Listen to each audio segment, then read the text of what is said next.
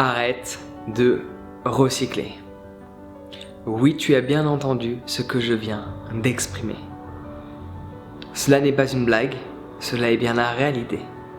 Ce que je suis en train d'exprimer est bien le fait qu'il faut que tu arrêtes de recycler. Je sais que ça, pour l'instant, prend pas de sens. Faut dire ce qui est. Il y a une personne qui arrive comme ça du jour au lendemain qui dit « Écoute, arrête de recycler », t'as envie de lui dire « Va ailleurs ». Je te comprends totalement. Il y a 3 ans de cela, tu m'aurais dit « Arrête de recycler », j'aurais pas compris.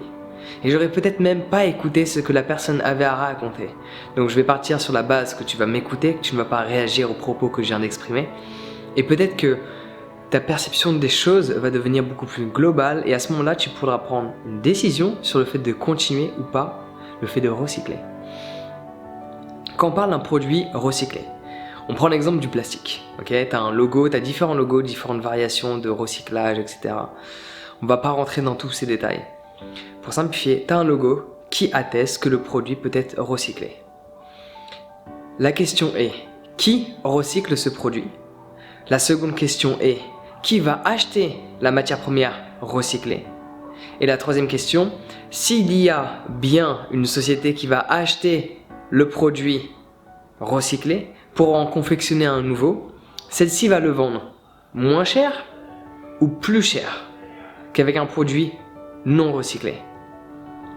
Et dernière question, la personne finale qui est toi, comme moi, est-ce que toi, tu vas te comporter différemment que la plupart des gens? C'est-à-dire que tu vas voir 2 produits identiques, même contenu, même forme. Il y en a un, il va coûter 20 centimes de plus que l'autre parce que il est en plastique recyclé et l'autre est juste en plastique normal. Est-ce que tu vas acheter celui qui coûte plus cher en plastique recyclé ou celui qui coûte moins cher, qui n'est pas en plastique recyclé? Peut-être ta manière de fonctionner est différente de la plupart des gens. Parce qu'à l'heure actuelle, cela n'est pas une pensée, ce n'est pas une croyance, cela bien des statistiques que je te parle. C'est pour cela que la plupart des sociétés ne recyclent pas, parce qu'elles ont pu examiner le marché et réaliser que les gens, surtout en France, préfèrent un produit moins cher plutôt qu'un produit avec un emballage recyclé. C'est pour cela que tu vois très peu de produits recyclés. Et dans le recyclage, d'ailleurs ça on va y arriver, beaucoup de personnes recyclent des choses qui ne se recyclent même pas. Du coup ça sert à rien. Et je vais t'expliquer ma philosophie de vie derrière le recyclage lui-même. Donc la vision globale que je voulais t'apporter et te partager dans cette vidéo, c'est que certes c'est bien en soi de recycler, parce que le but de recycler, c'est que ça soit recyclé. Mais si tu recycles et au final ça se retrouve compacté au même endroit, ça va pas servir à grand chose. Et à l'heure actuelle, cela est le cas. Il y a beaucoup de produits que tu peux, il y a certains produits qui se recyclent réellement. Certains plastiques se recyclent bien. Ok? Il y a différents niveaux. Il y en a qui ne se recyclent pas du tout. Les gens pensent que ça se recycle, mais cela ne se recycle pas. Mais les produits qui se recyclent le mieux, les sociétés ne les recyclent pas. Ça leur coûte trop cher. Et c'est pas que ça leur coûte trop cher, ça leur coûte trop cher parce que les gens n'achètent pas leurs produits après, étant donné qu'ils vont coûter 20 centimes de plus. Une des raisons pour lesquelles je te dis, recycler ne sert à rien. Recycler ne sert à rien si tu n'achètes pas des produits recyclés. Laisse-moi répéter.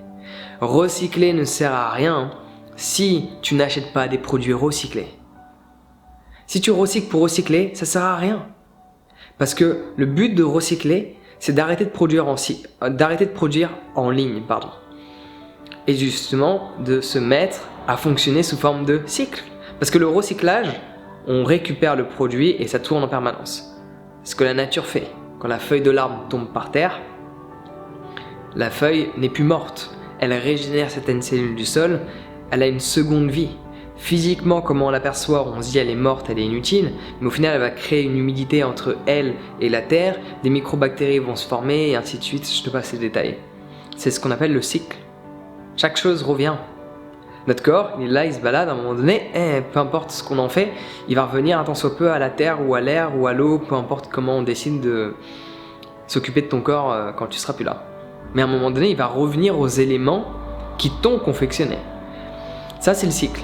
Et à l'heure actuelle, l'être humain fonctionne sous forme de ligne. Je produis quelque chose, fin du produit, on ne sait pas où on le fout, on le laisse pourrir pendant des milliers d'années, en fonction de si c'est du plastique ou du verre, et ainsi de suite. Et en plus, on fait en sorte que ça détériore l'environnement. Donc la morale derrière le recyclage, c'est ne recycle pas pour recycler. Recycle pour acheter des produits recyclés. Pour favoriser cette industrie, accepter de payer un peu plus pour des produits recyclés.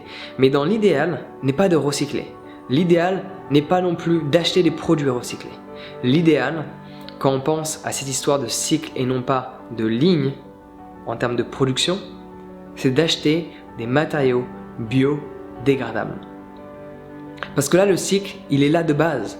Même si tu jettes ton papier, même si tu ne l'utilises pas, il va s'auto-détruire et il ne va pas causer quel que soit le dégât, l'impact négatif sur l'environnement.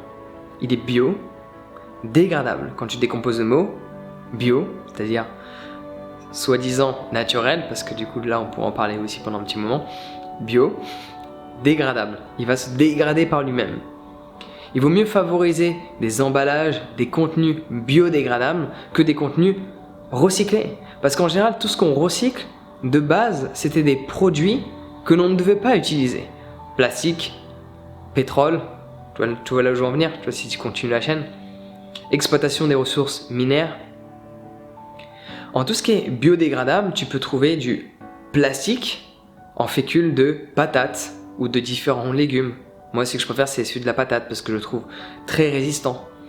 Et ces pseudo-plastiques faits en fécule de patate sont plus résistants que le plastique dit classique à base de pétrole.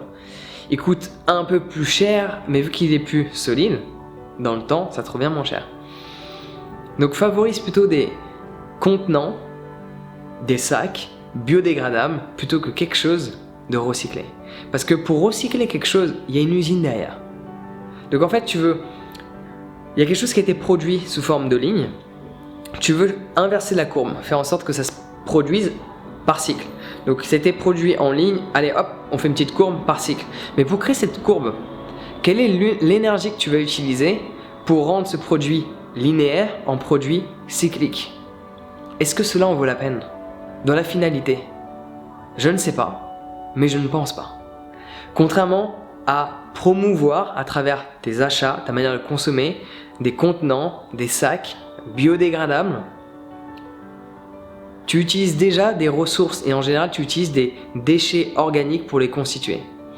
Avec la plupart des déchets, tu peux élaborer des contenants. Alors peut-être pas toi à la maison, j'ai jamais testé, mais il y a des sociétés qui s'en occupent à travers il y a un restaurant que j'adore, que je peux te recommander sur Paris, qui s'appelle Wild and the Moon. Ils ont plein de contenants, t'as l'impression qu'ils ont des frigos remplis de plastique, mais il n'y a pas 1 gramme de plastique. C'est du biodégradable.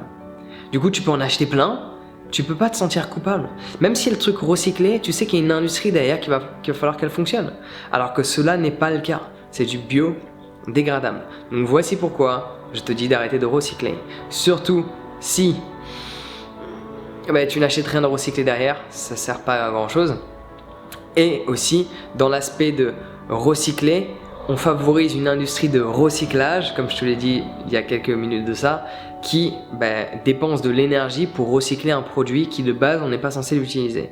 Autant favoriser directement des produits biodégradables qui vont se dégrader par eux-mêmes et qui vont pas causer quel que soit l'impact négatif sur cette magnifique planète sur laquelle on est. Du moins pour l'instant. Tel est le message que j'ai envie de te partager. J'espère que celui-ci aura été écouté. N'hésite pas à le partager parce que beaucoup de personnes ont des préjugés sur tout ce qui est recyclage, où ils pensent même que le recycler c'est bien, mais ils oublient une étape qui est, je le répète à nouveau parce que c'est important, d'acheter des produits recyclés. Mais idéalement, c'est de ne pas recycler, d'acheter du biodégradable. Petite astuce bonus, si tu achètes des bananes, que ce soit un sac biodégradable ou un sac recyclé, pourquoi en prendre? À l'heure actuelle, je connais personne qui mange la peau des bananes. T'achètes un melon, une pastèque, des avocats. Pourquoi veux-tu prendre un sac? Manges-tu la peau des avocats? Manges-tu la peau, ton melon, ta pastèque? J'avais envie de dire les kiwis, mais je connais des gens qui bouffent les kiwis comme ça, donc à la limite, pourquoi pas? T'as pas envie que ça passe sur le tapis roulant. Mais il y a plein de trucs où on utilise des contenants et on n'a pas besoin de les utiliser. Alors certes, si tu as envie de prendre des tomates cerises, là ça peut être utile. Ok, faut juste voir qu'est-ce qui est utile, qu'est-ce qui ne l'est pas. Les bananes, tu peux en acheter par un gros paquet là. Elles sont toutes accrochées. Je sais pas comment on appelle ça. T'as pas besoin de sac. Surtout que tu vas pas manger la peau des bananes. Donc tel est le message que j'ai envie de te partager. N'hésite pas, toi également, à le partager à travers cette vidéo ou à travers les paroles que tu vas exprimer. Sur ce, prends soin de toi, passe une excellente journée et à très vite.